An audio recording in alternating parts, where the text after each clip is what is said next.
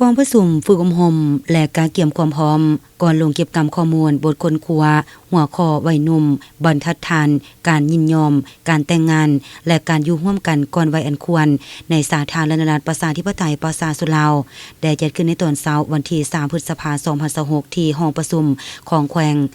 ภายใต้การเป็นประธานร่วมของท่านคำประเสริฐปัญญานุวงศ์รองหัวหน้าห้องประการแขวงท่านอนุทัยสุวรรณดวนรองหัวหน้าคณะวิชาการคณะศึกษาศาสตร์มหาวิทยาลัยแห่งชาติมีต่างหน้าองค์การสหประชาชาติแขกถึกเชิญจากแผนกการองค์การจัดตั้งที่รับผิดชอบเวียกงานที่เกี่ยวข้องขั้นศูนย์กลางและท้องถิ่นเข้าร่วม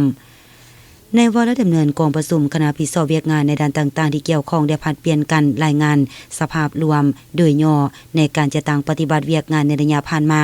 ให้กับบรรดาผู้เข้าร่วมได้รับทราบเป็นต้นแม่นการจะตั้งปฏิบัติเวียกงานสร้างความเข้มแข็งให้กับวัยหนุ่มในการเข้าถึงสิทธิพื้นฐานสุขภาพเจริญพันธุ์บทบาทหญิงชายและเพศศึกษาการค้นคว้านำเสนอแผนลงเก็บกรรมข้อมูลตัวจริงต่อกับวัยหนุ่มของบรรดาบ้านอยู่เมืองเป้าหมายและอื่นพร้อมเดียวกันนั้นบรรดาผู้เข้าร่วมยังได้พร้อมกันประกอบคำคิดเห็นสนทนาแลกเปลี่ยนต่อกับการจะตั้งปฏิบัติเวียกงานในด้านต่างๆที่ติดพันกับเวียกงานความรับผิดชอบของตนร่วมกันอย่างคงไปคงมาเพื่อแนสาเหตุให้การจะตั้งปฏิบัติเวียกงานลงเก็บกรรมข้อมูลตัวจริงสามารถจะตั้งปฏิบัติไปอย่างมีความถูกต้องสอดคล้องพร้อมทั้งแนสาเหตุให้การเผยแพร่ข้อมูลต่อกับกลุ่มเป้าหมายสามารถจะตั้งปฏิบัติอย่างมีผลสำเร็จตามทิศทางแผนการที่วางไว้